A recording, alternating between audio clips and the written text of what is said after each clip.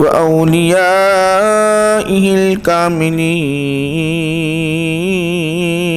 وأتباعه الأجمعين. أما بعد، فأعوذ بالله من الشيطان الرجيم.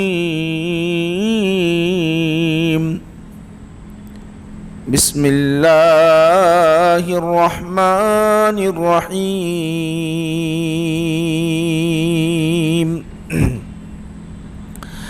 هو الذي بعث في الأميين رسولا منهم يتلو عليهم آياته ويزكيهم ويعلمهم الكتاب والحكمة وإن كانوا من قبل لفي ضلال مبين. وآخرين منهم لما يلحقوا بهم وهو العزيز الحكيم. صدق الله مولانا العظيم.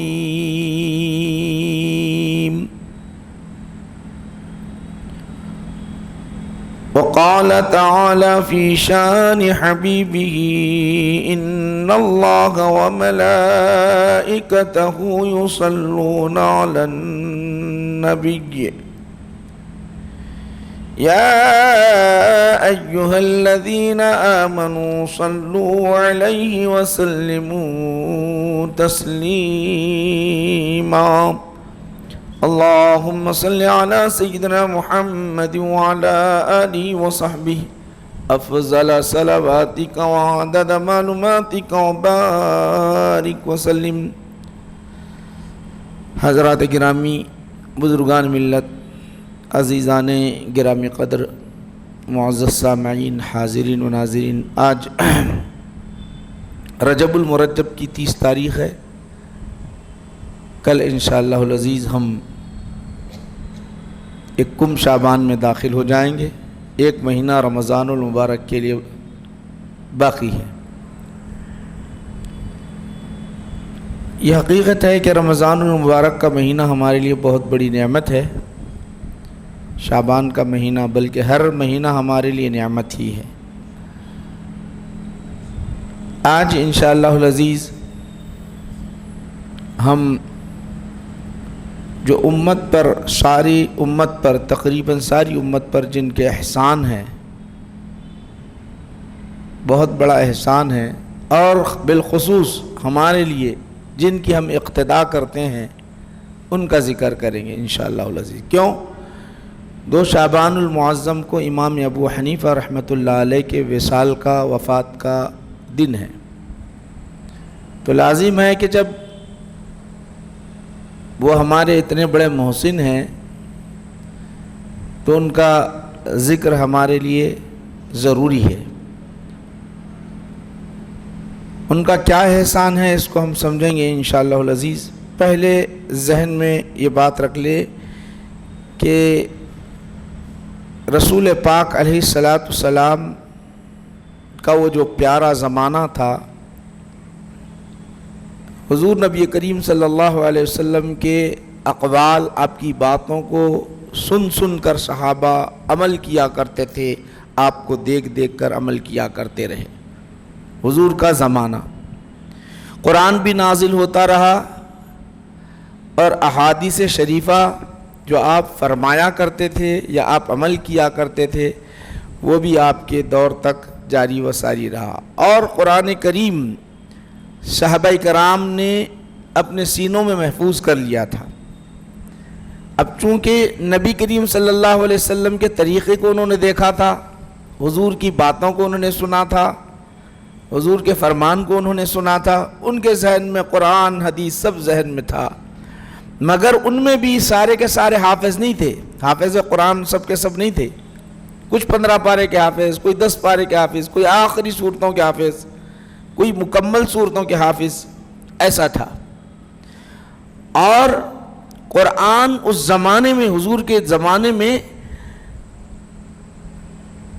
پتھر پر، پیپر پر، چمڑے پر، کاغذ پر لکھا ہوا ہر تقریباً صحابہ کے پاس موجود تھا.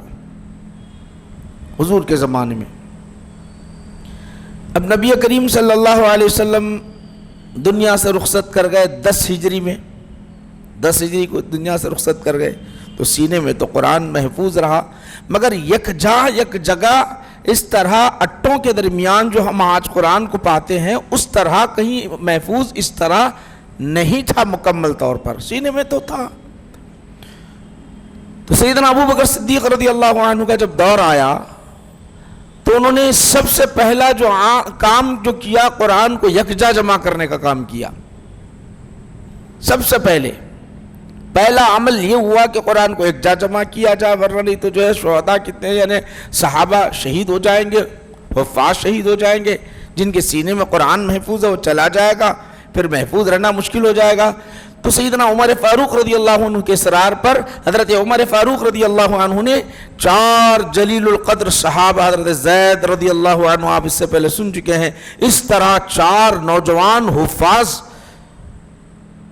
جن کا حافظہ بڑا مضبوط، ان پر یہ لازم کر دیا کہ تم جمع کرو اس طرح۔ قرآن جمع ہو گیا، قرآن جمع ہو گیا۔ اب اس کے بعد جب قرآن جمع ہو گیا تو نبی کریم صلی اللہ علیہ وسلم کا زمانہ، حضرت ابو بکر صدیق رضی اللہ تعالیٰ عنہ کی خلافت کا دور 2.5 سال، اس عرصے میں تو قرآن جمع ہو گیا۔ اب حضور نبی کریم صلی اللہ علیہ وسلم دنیا سے پردہ فرما گئے تو فتوحات کثیر ہوتے گئے۔ حضرت عمر رضی اللہ تعالیٰ عنہ کے دور میں فتوحات ہوئے، حضرت ابو بکر صدیق رضی اللہ تعالیٰ عنہ کے، حضرت عثمان غنی رضی اللہ تعالیٰ عنہ کے، دور دور دور تک اسلام پھیلتا گیا، اسلام پھیلتا گیا۔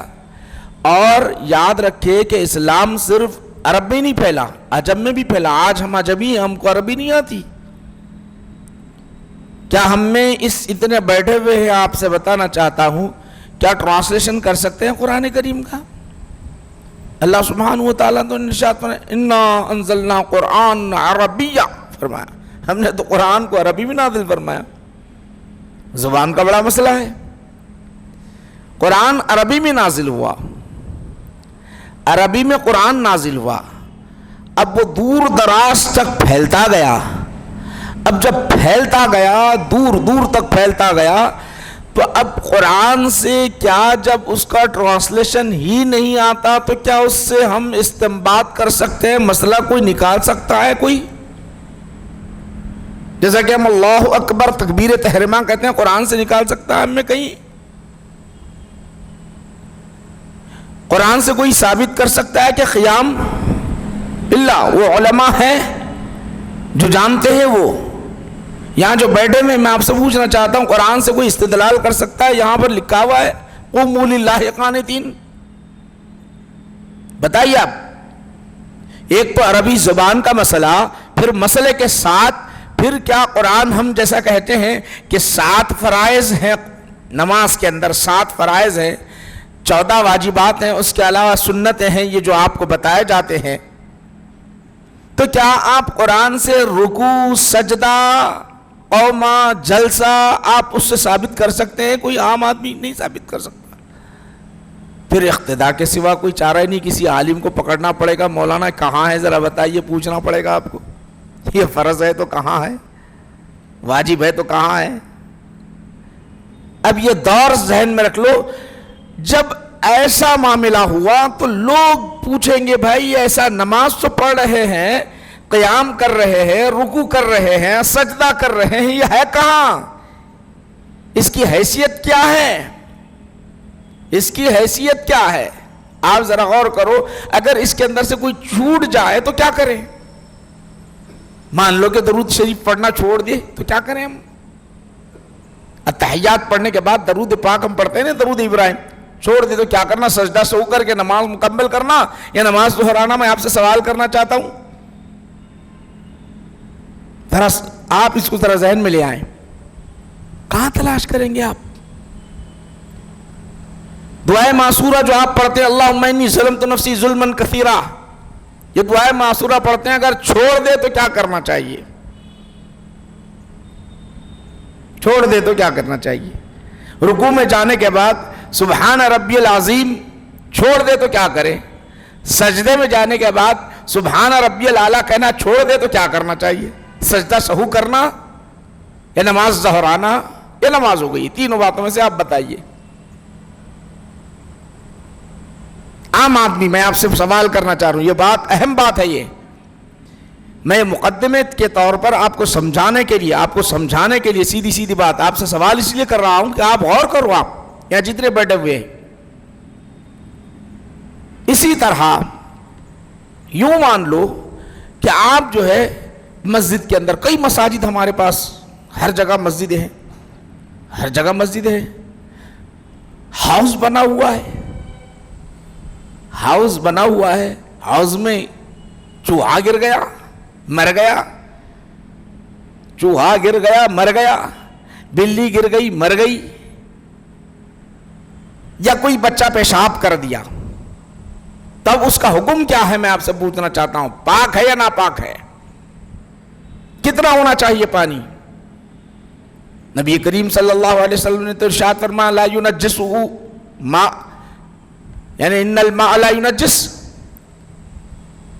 پانی کو کوئی چیز ناپاک نہیں کر سکتی، یہ حدیث میں ہے۔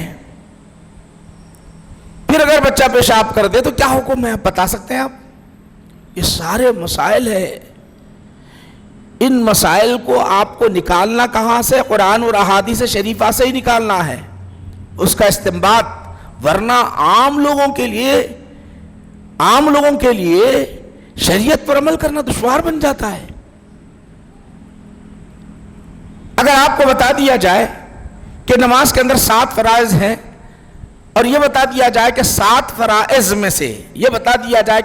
فرائض میں سے اگر وہ چھوٹ جائے تو نماز نہیں ہوتی، تو آپ فوراً فیصلہ کریں گے کہ واقعتاً آج مجھ سے رکوع چھوٹا ہے، میری نماز نہیں ہوئی، آج مجھ سے سجدہ چھوٹا ہے، میری نماز نہیں ہوئی، آج مجھ سے قیام چھوٹا ہے، میری نماز نہیں ہوئی، مجھ سے تکبیر تحریمہ چھوٹا ہے، اللہ اکبر کہنا چھوٹا ہے، میری نماز نہیں ہوئی۔ فیصلہ آپ خود کریں گے، فرض ہے، فرض اگر کوئی چیز چھوٹ جاتی ہے تو نماز نہیں ہوتی، آپ خود فیصلہ کریں گے۔ اسی طرح اگر آپ کو معلوم ہو جائے کہ التحیات کا پڑھنا واجب ہے، آپ نے چھوڑ دیا، سورہ فاتحہ کا پڑھنا واجب ہے، آپ نے چھوڑ دیا، تو آپ فیصلہ کریں گے بھائی سجدہ سو کرنے سے نماز ہو جاتی ہے۔ آپ کو یہ مسائل اس طرح بتا دیے گئے تو خود بخود آپ فیصلہ کریں گے۔ اس سے پہلے اگر غور کریں، قرآن سے نکالو نہیں نکال سکتے، احادیث شریفہ سے نکالو نہیں نکال سکتے، تو سوائے اتباع کے، سوائے پیروی کے امام کے اور آپ کچھ نہیں کر سکتے، یاد رکھ لو۔ بڑے سے بڑا عالم دین ہو، سوائے پیروی کے اقتداء کے اور کچھ نہیں کر سکتے۔ میں آپ کو مقدمے کے طور پہ سمجھا رہا ہوں۔ چلو آپ یہاں بیٹھے ہوئے، میں آپ سے پوچھ رہا ہوں، آپ کے پاس حوض ہے، حوض چھوٹا سا ہے، 5 ہاتھ کا حوض بھرا گہرا حوض ہے بنا ہوا، کیا بولیں گے آپ؟ اگر کسی بچے نے پیشاب کیا تو پاک ہے ناپاک ہے؟ پاک تو بولو، ناپاک تو بولو۔ ناپاک اگر بولیں گے تو حضور نے فرمایا ان الماء لا ينجسه، کوئی بھی چیز پانی کو نجس نہیں کر سکتی، یہ حدیث ہے۔ کیا جواب دیں گے آپ؟ یہ فقہاء کا بڑا احسان ہے، سب میں زیادہ اگر کسی کا احسان ہے امت پر تو امام ابو حنیفہ رحمۃ اللہ علیہ کا احسان ہے۔ انہوں نے آسان کر دیا، فرائض بتا دیے، واجبات بتا دیے، سنت بتا دیے، مستحبات بتا دیے، ایک فہرست بنا دی۔ یہ کہاں سے نکالا؟ آپ نے دیکھا کہ قرآن کے اندر کہیں آئی ہے آیت، نص آئی ہے تو کہا کہ فرض ہے، حدیث کو دیکھا کہ اس کے بارے میں وعید آئی ہے، اس کے چھوڑنے پر وعید آئی ہے تو اس کو واجب قرار دیا۔ اگر کس کے چھوڑنے کے بارے میں وعید نہیں آئی، سزا نہیں آئی تو اس کو سنت کہا، اور اس سے اگر حضور نبی کریم صلی اللہ علیہ وسلم کبھی کیے ہیں اور چھوڑے ہیں تو اس کو سنت غیر مقتدہ کہا، کبھی کرنے اور نہ کرنے کا اختیار دیا تو مباح اور مستحب قرار دیا۔ یہ انہوں نے، امام اعظم رضی اللہ عنہ نے کتنے مسائل نکالے معلوم ہے؟ کتنے مسائل جانتے ہو؟ 80,000 مسائل نکالے ہیں، 80,000۔ میں یہاں بیٹھے یہاں سے بولو نماز کے اندر آپ کو صرف سارا فرائض و ارکان و واجبات و سنن سناؤ بولے تو کوئی سنا سکتا؟ کیا پوچھنا چاہ رہا ہوں؟ سنت بھی سنا دے، مستحب بھی سنا دے، پورے فرائض سنا دے، پورے واجبات سنا دے. ذرا غور کرو آپ. 80,000 مسائل قرآن اور احادیث شریفہ سے نکالے ہیں، اور آپ ایسا نہیں اکیلے مسائل لکھتے بیٹھے نہیں. آپ کی محفل میں اس زمانے میں کوفہ کے اندر جتنے جلیل القدر ائمہ، مفسرین، محدثین، فقہاء ہوتے تھے، وہ سارے کے سارے شاگرد آپ کے اندر موجود ہوتے تھے. امام یوسف، امام محمد، اس طرح ایک لمبی قطار ہوتی تھی، گفتگو ہوتی اس پر، کئی دن گفتگو ہوتی. پھر اس کے بعد فیصلہ متعین ہوتا کہ اس کے بعد آپ فرماتے یہ مسئلہ یہ ہے. اگر کوئی شاگرد اختلاف کرتا تو کہتے ان کا اختلاف اپنی جگہ، میں اپنا جو ہے اس بات پر مصر نہیں کروں گا، ان کو اصرار کر کے میری بات پر نہیں لے آؤں گا. امام اعظم، یہ امام اعظم کب پیدا ہوئے یہ بھی تو معلوم ہے نہ معلوم ہے؟ امام اعظم کب پیدا ہوئے؟ رسول پاک علیہ السلام کے دنیا سے جانے کے بعد 70 سال کے بعد. کب پیدا ہوئے؟ 70 سال کے بعد. اور امام بخاری کب آئے؟ حضور کے وفات کے بعد کتنے سال کے بعد آئے؟ آپ ذرا پوچھو.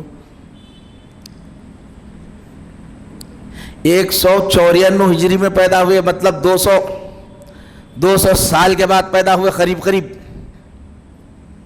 194 میں. کون؟ امام بخاری.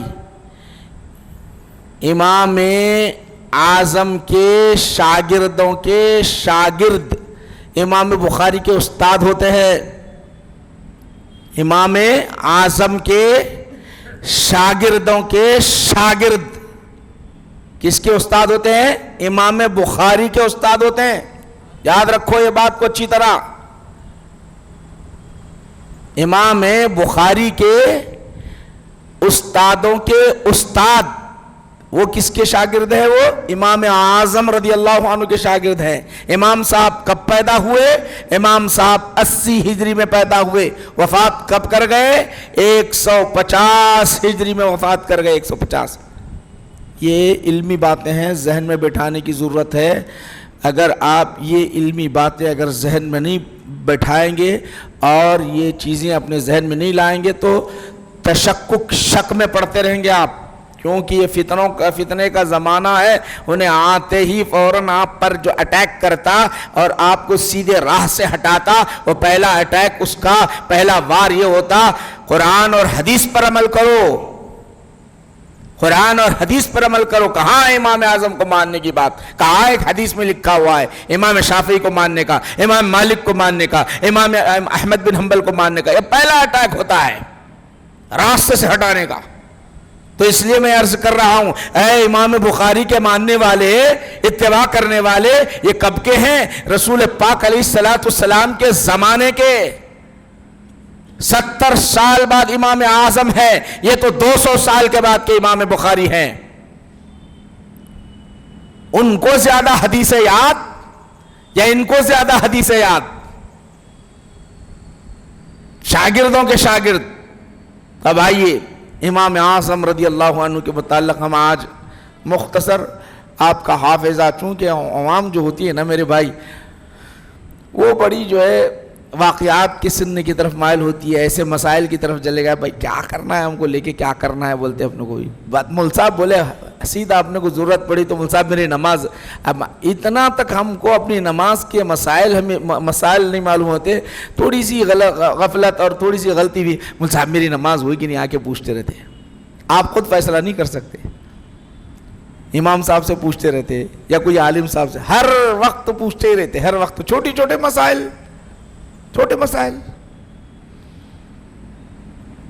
مسائل پوچھتے رہتے ہیں. تو اتنی ہمارے کو وقت نہیں ہے. امام صاحب کا معاملہ بہت بلند ہے میرے بھائیوں. امام صاحب کو اللہ نے ایسا حافظہ، ایسے ذہن تھے، مسکت جواب بھی دیتے تھے، استدلالی طور پر بھی جواب دیتے تھے.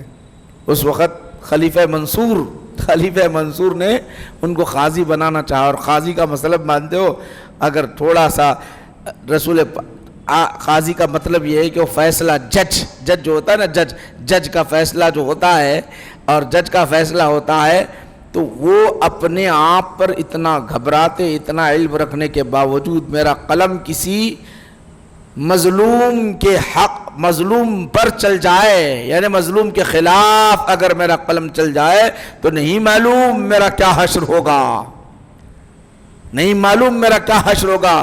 خلیفہ منصور اصرار کرتے رہے، ایک مرتبہ محفل میں بلا کر کہنے لگے، اے امام ابو حنیفہ، ان کا نام ہے نعمان بن ثابت، اے نعمان بن ثابت، تم یہ جو ہے قضات کے مسئلے کو، جج کا عہدہ میں تمہیں عطا کر رہا ہوں، جج کا عہدہ دیا جا رہا ہے۔ اس زمانے میں جج کا عہدہ کا مطلب جانتے ہو، سب سے بڑا عہدہ ہوا کرتا تھا، سب سے بڑا علمی عہدہ ہوا کرتا اسلامی عہدہ دیا جا رہا ہے۔ جب عہدہ ملتا ہے تو ساری سہولتیں ہیں، آپ اپنے تقوی اور پرہیزگاری کی وجہ سے آپ نے کہا کہ میں اس بات کا میں اہل نہیں ہوں۔ کیا جملہ ہے سنیں، میں اہل نہیں ہوں، زیادہ گفتگو نہیں کی۔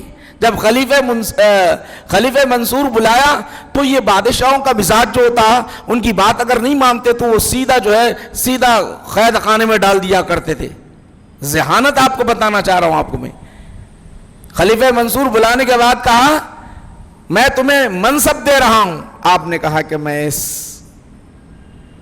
منصب کا اہل نہیں ہوں، میں اس منصب کا اہل نہیں ہوں۔ یہ سننا تھا۔ خلیفہ منصور جانتا تھا ان کی شخصیت سے، ان کے علم سے واقف تھا، بڑے بڑے علماء ان کے سامنے آ کر درس حاصل کرتے ہیں، ایسا فقیہ تو کوئی نہیں ہے، ایسا فقیہ اور ایسا بولے میں اہل نہیں ہوں۔ تو فوراً خلیفہ منصور نے کیا کہا جانتے ہو؟ تم جھوٹ بول رہے ہو۔ کیا کہا؟ خلیفہ منصور نے کہا تم جھوٹ بول رہے ہو۔ تو وہی جملے کو آپ نے پکڑ لیا، تم نے ابھی جھوٹا مجھے کہا تو میں اہل ہی نہیں ہوں۔ جج کو سچا ہونا چاہیے، عادل ہونا چاہیے، ایماندار ہونا چاہیے، تو آپ خود مجھے کہہ رہے جھوٹا، آپ خود مجھے جھوٹا کہہ رہے۔ تو کہنے لگے پھر آپ اپنی زبان سے مجھے اہل نا اہل قرار دے رہے ہو۔ دیکھیے حافظہ، یہ حافظہ کیسا حافظہ تھا، ایک جملے میں خلیفہ منصور کو خاموش بھی کر دیا، سزا سے بھی بچ گئے، اب وہ سزا بھی نہیں دے سکتا۔ تو یہ حافظے کا کمال تھا امام اعظم رضی اللہ عنہ کا، امام اعظم رضی اللہ عنہ۔ اور ایک آپ سمجھ میں آنے کے لیے میں ان کے حافظے کے بارے میں بتاتا ہوں۔ ابن ابی اعلیٰ قاضی تھے بہت بڑے ان کے دور میں، مکانات نبی کریم صلی اللہ علیہ وسلم نے جو حکم دیا اس حکم کے تحت وہ بیچارہ ایک غریب مکان بنا رہا تھا تو اس نے روشن دان کھولنا چاہا پڑوس میں، پڑوسی کی دیوار تھی، بیچ میں گیپ تھا، انہوں نے کھڑکی کھولنا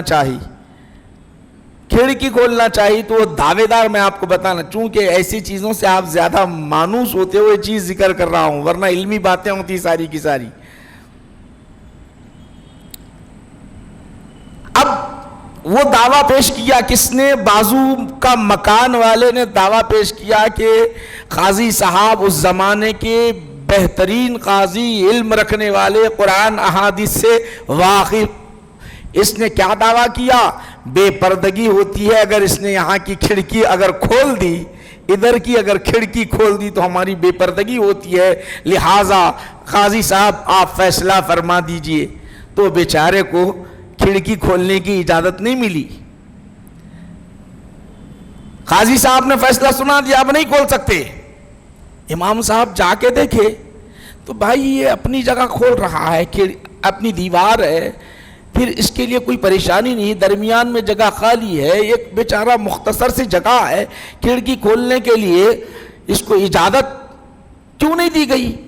دیکھ لیا، دیکھ لینے کے بعد امام صاحب جب دیکھ لیے، وہ امام صاحب کے پاس آیا، آ کر کہنے لگا حضور والا یہ تو قاضی صاحب میرے خلاف فیصلہ دیے، چھوٹا سا مکان ہے، میں اگر ادھر سے کھڑکی نہ کھولوں تو روشنی ہی نہیں آئے گی، کیسے کروں؟ میں حیران ہوں، پریشان ہوں، آپ ذرا میرا مسئلہ حل کر دیجئے۔ بولے اب غور کرو، آپ ذرا اندازہ کر لیجئے، قاضی کے فیصلے کے خلاف نہیں جا سکتے، جج فیصلہ دے دیا، سپریم کورٹ کا فیصلہ آ چکا ہے، اس کے فیصلے کے خلاف کہاں جا سکتے؟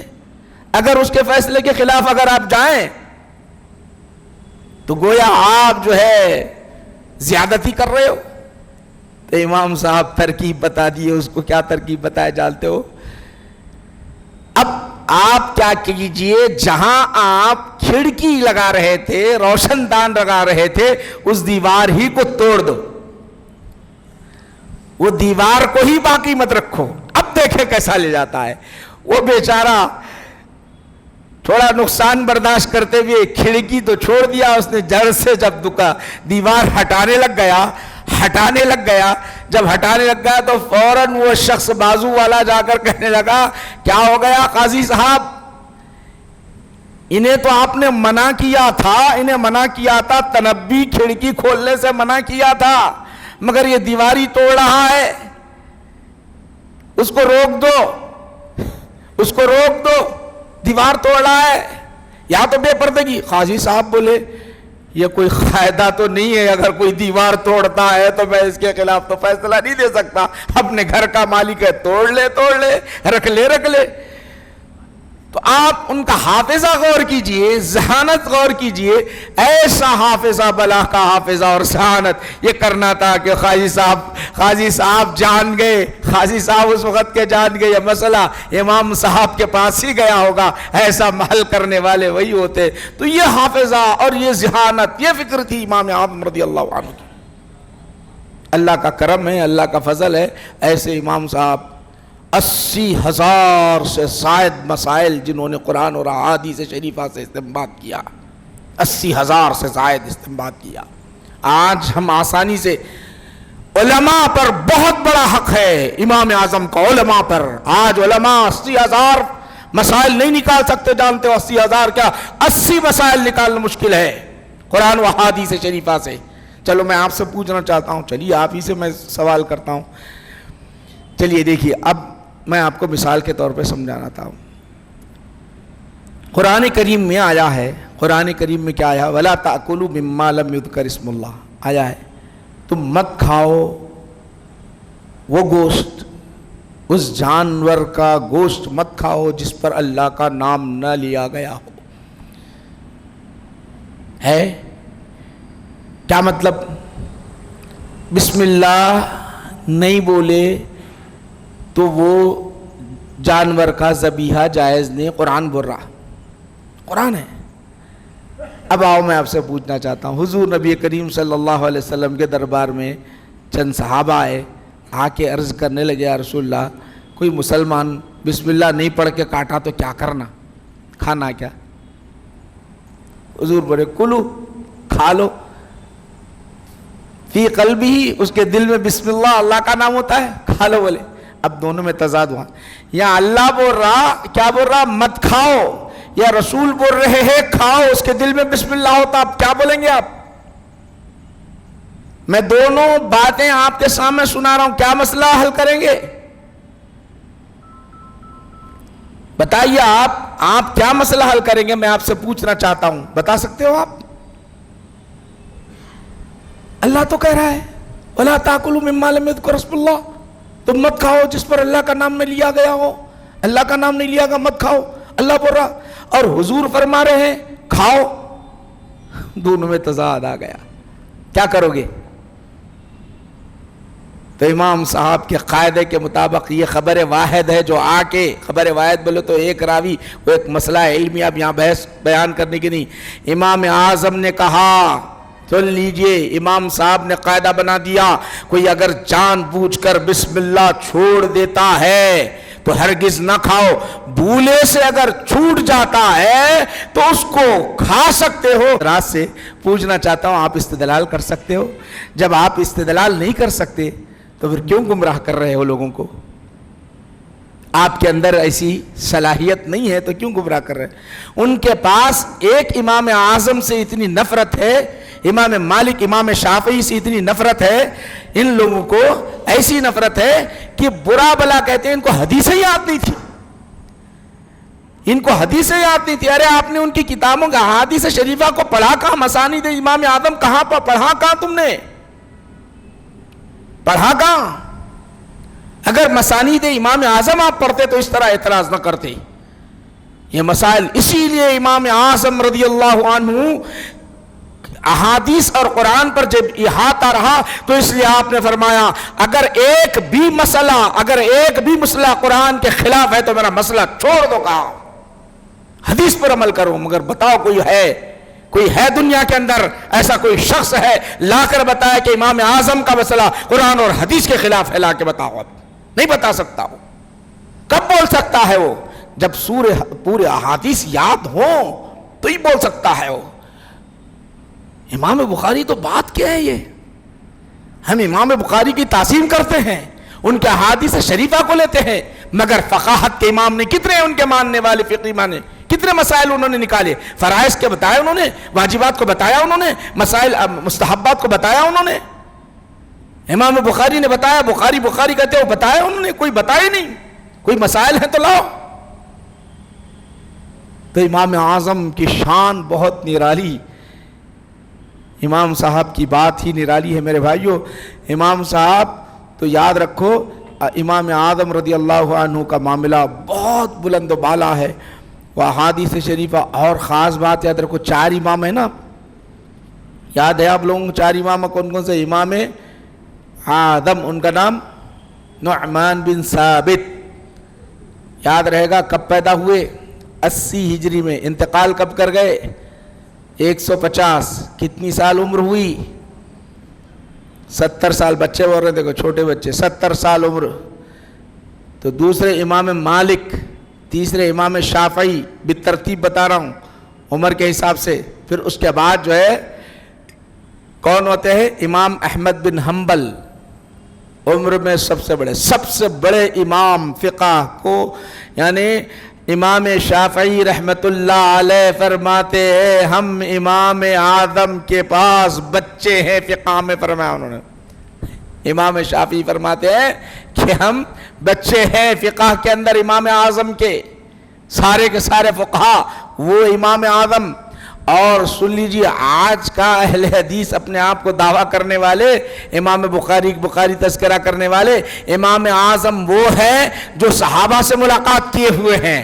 حضرت انس رضی اللہ عنہ سے انہوں نے حدیث شریف سنی ہے، حضرت انس 6 صحابہ سے انہوں نے حدیث شریف سنی ہے، 6 صحابہ سے۔ اللہ کے رسول صلی اللہ علیہ وسلم نے اپنی حیات میں خوشخبری سنائی تھی، قرآن جس کا گواہ ہے، اور اللہ کے رسول صلی اللہ علیہ وسلم نے ارشاد فرمایا، حضور نے فرمایا لو کان الایمان عند ثریا لنالہ رجال او رجل من ہؤلاء۔ یہ حدیث ہے، رسول پاک علیہ السلام نے ارشاد فرمایا، کیا ارشاد فرمایا جانتے ہو؟ ثریا میں بھی علم ہو تو فارس کا ایک شخص ہوگا جو وہاں سے علم کو لے آئے گا، وہی امام اعظم ہے، وہی امام اعظم ہے۔ ثریا میں بھی اگر ہو علم تو امام اعظم کے متعلق اللہ کے رسول نے اپنی زندگی میں، اپنی حیات میں فرمایا، وہاں سے وہاں بھی علم ہو تو اللہ کے رسول صلی اللہ علیہ وسلم۔ اور سن لیجئے میرے بھائیوں، خاص کر یہاں پر ایک حدیث آپ سنا دیتا ہوں تاکہ آپ کو ذہن میں آ جائے۔ امام ایک حدیث سن لو، 6 صحابہ سے الگ الگ میں آپ کو کہیں بھی سناؤں ایک حدیث حضرت انس، تاکہ آپ کے ذہن۔ ان ابی حنیفہ رضی اللہ عنہ سمعت، ان ابی حنیفہ سمعت، کہہ رہے میں نے سنا، کس سے سنا؟ انس بن مالک رضی اللہ، کس سے؟ انس بن مالک رضی اللہ عنہ۔ کون پڑھ رہے ہیں؟ امام ابو حنیفہ رحمت اللہ علیہ۔ کیا امام بخاری بول سکتے میں نے سنا؟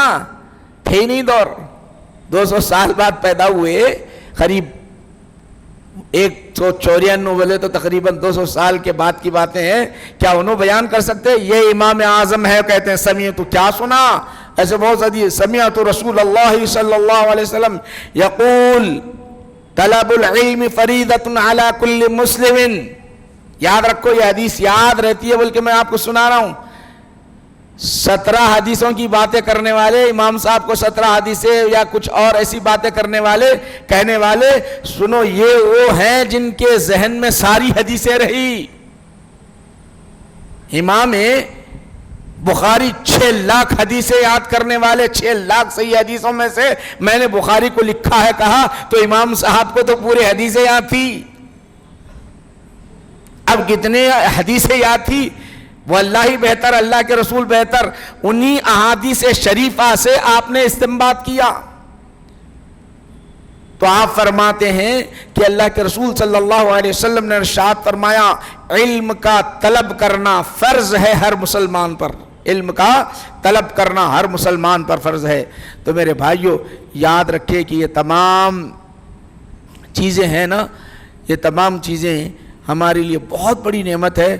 وہ چند باتیں آپ کو بتا دیا تھا، یاد رکھیے۔ فرائض، فرض ہے نا، وہ واجبات، سنت موقتہ، سنت غیر موقتہ، یہ سب امام صاحب کے قاعدے بنائے ہوئے ہیں۔ یہ اگر یہ چیز ہم کو نہیں معلوم ہوتی تو ہم نماز، اب جیسا میں سوال کیا، اب جواب دے رہا ہوں، میں آپ کو کیا جواب دے رہا ہوں؟ درود ابراہیم اگر نہیں پڑھے تو نماز ہمارے پاس ہو جاتی۔ کیوں ہو جاتی؟ کیوں ہو جاتی؟ واجب بھی نہیں ہے، فرض بھی نہیں ہے۔ دعائے معصورہ، دعائے معصورہ اللہم انی ظلمت تو چھوڑ دیے تو نماز ہو جاتی، سنت ہے۔ التحیات چھوڑ دیے تو آپ بولیں گے نہیں ہوتی۔ کیوں نہیں ہوتی؟ واجب ہے۔ کیا کرنا پھر؟ سجدہ سہو کر لینا، کتنا آسان۔ میرے کو آپ بتاؤ یہ کہاں سے ثابت کر سکتے ہیں؟ آپ کو قرآن اور حدیث سے ثابت کر سکتے ہیں تمام چیزیں؟ چلیے اور آسان آپ کو پوچھنا چاہتا ہوں، نبی کریم صلی اللہ علیہ وسلم کے زمانے میں گھوڑے کا گوشت بھی کھایا گیا اور منع بھی فرمایا۔ گھوڑے کا گوشت کیا کرنا؟ کھانا نہیں کھانا۔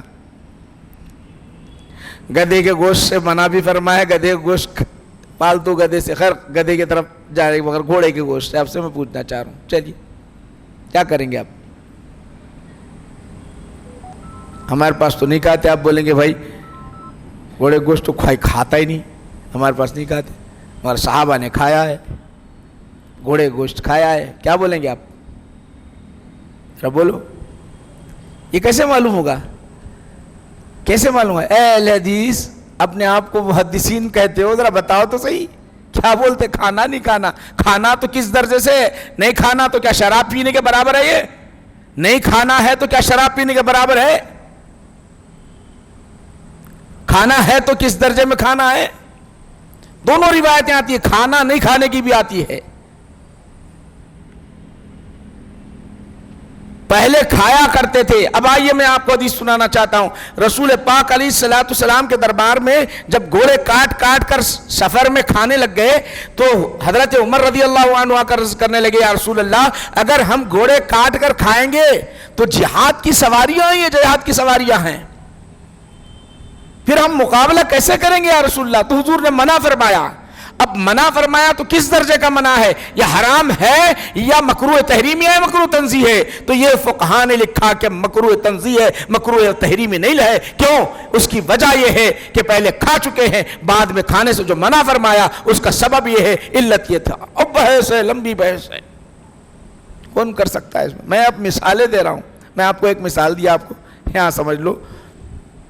آپ کے پاس ہاؤس ہے، ہمارے پاس حیدرآباد میں تقریباً ہاؤسیں بنی ہوئی ہیں، بچہ پیشاب کر دیا، ہوتا ہے، کوئی نہاتا، ناپاکی کی حالت میں کوئی مؤذن صاحب اندر اتر گئے، ناپاک تھے اندر اتر گئے، تو اب کیا کریں گے؟ یا کوئی اندر کود گیا تو اب کیا کریں گے؟ ایک حدیث میں تو آتا ہے کہ پانی ناپاک نہیں ہوتا، کیا کہیں گے؟ کوئی چیز ناپاک نہیں کرتی۔ تو اب امام صاحب کا قاعدہ، اصول، وہاں کے ان کے شاگردوں کا قاعدہ، دہ دردے کے لیے الگ الگ قلتین کی ایک بحث آتی ہے، ادھر نہیں جانا چاہتا ہوں۔ قلتین، ہمارے پاس قلتین سے مراد دہ دردہ، 10x10 اگر ہاتھ ہے تو اس کے اندر اگر کوئی نجس چیز گر جائے، چوہا گر جائے، بلی گر جائے اور پیشاب کر دیا جائے تو وہ چیز نکال دیا جائے یا رہنے دو تب بھی وہ پاک ہے ہمارے پاس۔ دہ دردے سے کم ہے، 10 ہاتھ سے کم ہے، اگر کوئی چیز ناپاک گر گئی تو ناپاک ہے۔ ناپاک چیز پیشاب کر دیا گیا تو ناپاک ہے۔ یہ قاعدے معلوم اہل حدیثوں کو معلوم ہے؟ بتا سکتے ہو؟ دونوں تضاد آ رہی ہے، بتا سکتے ہو؟ نہیں بتا سکتے۔ تو یہ امام اعظم رضی اللہ عنہ کا بہت بڑا آپ کا بہت بڑا احسان امت پر ہے۔ اس لیے میرے بھائیوں ہم کو کیا کرنا چاہیے؟ ہم کو بہت احتیاط کے ساتھ، یعنی بہت ان کا احسان ہم کو یہ اہتمام کرتے کیا بتاؤ؟ 11ویں شریف آئے تو ماشاءاللہ بہت بڑا اہتمام کرتے ہیں، 12ویں شریف اہتمام کرتے ہیں، امام اعظم اللہ اکبر بول کے یہاں تک کان ہاتھ اٹھاتے، یہاں تک اٹھاتے، یہاں تک نہیں، رفع یدین نہیں کرتے. ایک اس کا طریقہ امام اعظم پورا نماز کا طریقہ بتائے آپ کو، وضو کا طریقہ صحیح بتائے، عبادتوں کا صحیح طریقہ بتائے، سارے مسائل ان کے، مگر اہتمام نہیں کرتے. کیا وجہ ہے؟ ان کا تو بہت بڑا احسان ہے ہم پر، بہت بڑا احسان ہے. یہ کانوں تک ہاتھ اٹھانے کے حدیث ہمارے پاس موجود ہیں، ناف پر باندھنے کے حدیث ہمارے پاس موجود ہیں، آمین آہستہ کہنے کے ہمارے پاس حدیث موجود ہیں. امام صاحب کے بہت ہیں. کبھی کرے ہیں آپ اہتمام؟ نہیں کرتے. تو اب کرو، آج سے 2 تاریخ آ جائے شعبان کی تو اہتمام کیا کرو گھر میں. نہیں بولنے آیا تو کم سے کم پکوان کر لیا کرو، پکوان کر کے فاتحہ دے دیے تو بچوں کو بھی معلوم ہوتا، گھر والوں کو تھوڑا سا، بازو والے کو بھی دے دیے، ثواب بھی مل جاتا، یاد بھی رہتا، بچوں کو بھی یاد رہتا. کیا بات ہے بابا آج بریانی بن گئی ہے،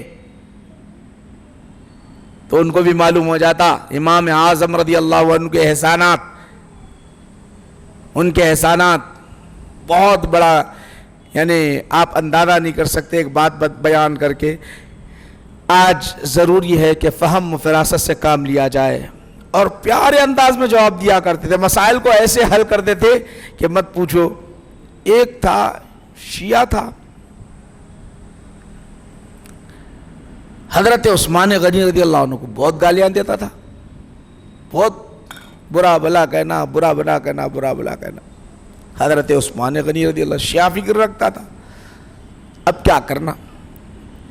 اب اس کو جواب دے تو ماننے کے لیے تیار نہیں، جو دماغ میں بیٹھا ہی بیٹھا. اب حضرت عثمان غنی رضی اللہ تعالیٰ عنہ کے جو گالیاں برا بلا دے رہا ہے اس کو خاموش بٹھانا ہے. کھل کے گالیاں دیتا تھا، کھل کے برا بلا کہتا تھا، اس کو خاموش بٹھانا ہے. کیسے خاموش بٹھا رہے دیکھیے، اندازہ آپ اندازہ. ایک شخص کو لے گئے، اس کے پاس ایک بڑی حسین و خوبصورت بیٹی تھی. بیٹی تھی، کہا کہ ہم آپ کے گھر پیام لے آئے ہیں. بچہ بڑا نمازی ہے، پرہیزگار ہے، سچ بولتا ہے، جھوٹ کبھی نہیں، حلال کھاتا ہے، حرام نہیں کھاتا، متقی پرہیزگار ہے، ساری خوبیاں ہیں، ساری اچھائیاں ہیں، مگر یہودی ہے. انہوں نے بولا اتنے بڑے امام آپ، متقی بھی بول رہے ہیں، اچھا سچ بولتا بھی بول رہے ہیں، امانت دار بھی ہے بول رہے ہیں، یہ اتنے خوبیاں بنا رہے ہیں، یہودی بول رہے ہیں آپ؟ کیا ہوا حضرت، آپ ایسی بات کر رہے ہیں؟ امام صاحب رہتے ہوئے، امام صاحب رہتے ہوئے.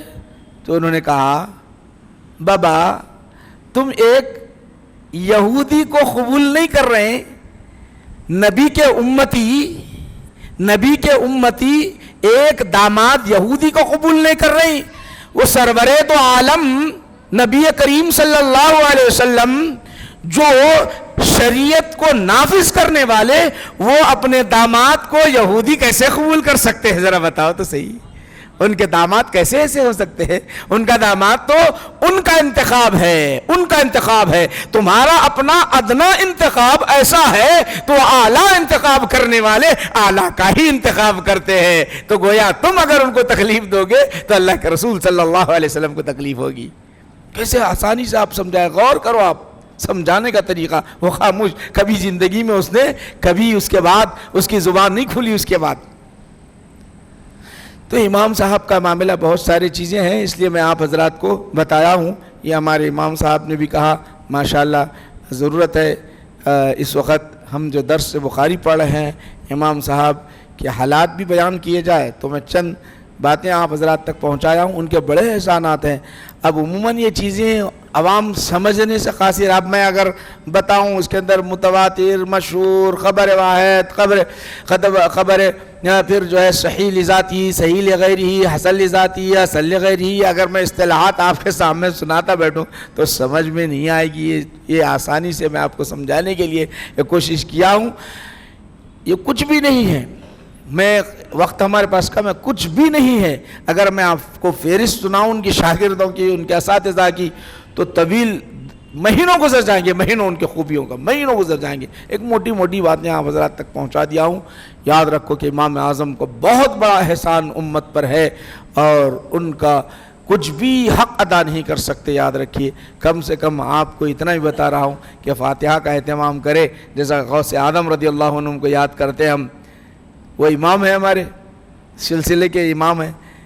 اسی طرح یہ جو ہے فقہ کے امام ہوتے ہیں, فقہ کے امام ہوتے ہیں, یہ فقہ کے امام ہیں بہت بڑے, تو ان کا بھی اہتمام کرنا چاہیے. چند باتیں اور کسی کوئی سوال پوچھنا ہے تو پوچھ لیجئے, چونکہ وقت ہو چکا ہے ہمارا, جوابات دیں گے. جوابات کے ساتھ ہماری آج کی محفل اختتامی منزل کو پہنچے گی انشاءاللہ. آپ کا سوال یہ ہے کہ مسواک جو ہے استعمال کرنے کے بعد وہ آدھی ہو جاتی ہے یا پاؤ ہو جاتی ہے یا جو اور ختم ہونے کے قریب ہوتی ہے, تو اختتام تک استعمال کرنا یا آدھی استعمال کر کے چھوڑنا, ایسا سوال ان کا ہے. بہرحال مسواک اگر آپ استعمال کریں تو دفنانا کیا پوچھنا چاہ رہے ہیں انہوں, بچی ہوئی مسواک کو دفنانا کیا پوچھنا چاہ رہے ہیں. دو جوابات ہیں آپ کو. اختیار, پہلی بات اختیار ہے آپ کو, چاہے آپ اس کو دفنا دو, چاہے آپ اس کو جلا دو, چاہے آپ کہیں رکھنا ہے تو رکھ دو, اس کھلا, آپ حرام حلال یا کوئی بحث نہیں. دوسرا جواب یہ ہے کہ انسان کے جسم سے لگی ہوئی چیز, انسان کے جسم سے, جیسا بال ہے, ناخن ہے, یہ مسواک بھی اپنے سے لگی ہوئی ہے, بالوں کے اندر کنگھی. تو بعضوں نے یہ لکھا ہے کہ انسان کے جسم سے لگی ہوئی چیز اگر کسی کو مل جائے, جیسا کپڑا ہے, چڈی ہے, اندر کی چیزیں ہیں, تو اس پر جادو کرتے ہیں جادوگر, لعاب لگا ہوا رہتا ہے جادوگر. اس کے احتیاط کے لیے اگر آپ کہیں دفنانا چاہتے ہیں تو دفنا سکتے ہیں, ورنہ شریعت آپ کو اجازت دیتی ہے کہیں بھی رکھ سکتے ہیں آپ استعمال کرنے کے بعد آدھی. اور کسی کا کوئی سوال؟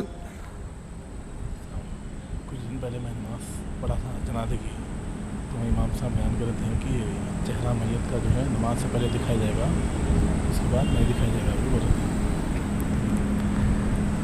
تھے. ان کا سوال یہ ہے کہ میت کا چہرہ کب دکھانا چاہیے, کب دیکھنا چاہیے. میت کے قاعدے تو آپ کو معلوم ہے کہ جنازے کی نماز فوراً, جیسے جنازہ آ جائے تو فوراً نماز پڑھانا چاہیے. اب رہی بات ہمارے پاس جو ہے فرض جو ہوتی ہے نا, فرض کے ساتھ اگر نماز جنازہ اگر پڑھا دی جائے تو بیچارے سنت پڑھنے والے بھی سیدھا نکل کے, پڑھنے والے آدھے رہتے, آدھے تو نکلنے والے تھے, وہ بھی نہیں پڑھتے, سیدھا جنازے کے ساتھ نکل کے چلے آتے. تو اس لیے ہمارے پاس کیا کرتے ہیں, سنت اور نوافل کے بعد اعلان کرنے تک نہیں پڑھنے والے بھی پڑھ لیتے. وہاں سب سے بڑا کمال ہے, وہ سیدھا باہر نکلنے والوں پڑھ لیتے. ایک ہوئی بات. اب رہا وہ جو حضرات دور دراز سے دوست احباب ہوتے ہیں, رشتہ دار ہوتے ہیں, آخری دیدار تو کر لیا جائے, یہ آخری دیدار تو کر لیا جائے, یہ چاہتے ہوئے آخری دیدار کر لیا جائے, یہ چاہتے ہوئے آتے ہیں بیچارے. تو اب وہ نماز جنازہ کے بعد کر سکتے نہیں کر سکتے, بولنا چاہ رہے ہیں. نماز جنازہ کے بعد بھی دیدار کر سکتے ہیں, اور بلکہ قبر میں رکھنے تک بھی آپ دیدار کر سکتے ہیں, قبر میں رکھنے تک بھی آپ دیدار کر سکتے ہیں, اگر مشقت نہیں ہوتی ہے تو. اس کے اندر اگر مشقت ہوتی ہے تو پھر اب فوراً تجہیز و تکفین کر دی جائے, بہتر ہے. اگر بیٹا رہتا ہے, بہن رہتی ہے, باپ کوئی اور خاندان کا رشتہ دار رہتا ہے, آخری دیدار کرنا چاہتا ہے کر سکتے ہیں. اور کسی کوئی سوال؟ اللہ کے دربار میں دعا ہے کہ پروردگار عالم ہماری اس محفل و مجلس کو قبول فرما لے. اے اللہ ہمیں حق کا راستہ بتا, حق کے راستے پر چلا. مولا کریم اے اللہ نبی کریم صلی اللہ علیہ وسلم کے صدقے میں ہماری دعاؤں کو قبول فرما لے. بالخصوص فلسطین کے مسلمانوں کی حفاظت فرما مولا. اے اللہ ان کی جان کی, مال کی, عزت کی, آبرو کی حفاظت فرما. ہمارے ہندوستان کے اندر جو ظالم مسجدوں کو ڈھا رہے ہیں, ان کو صف ہستی سے مٹا دے مولا. اے اللہ ان کو صف ہستی سے مٹا دے پروردگار. یا تو ایمان کی توفیق انہیں دے دے یا صف ہستی سے مٹا دے. ان کی ظلم و زیادتیوں کو ختم فرما دے مولا, ان کی ظلم و زیادتیوں کو ختم فرما. مسلمانوں میں اتحاد و اتفاق پیدا فرما. اے اللہ ہماری زبانوں میں اثر پیدا فرما. فلسطین کے بچوں کی, عورتوں کی, ان کے مال کی, ان کی ہر چیز کی حفاظت فرما مولا.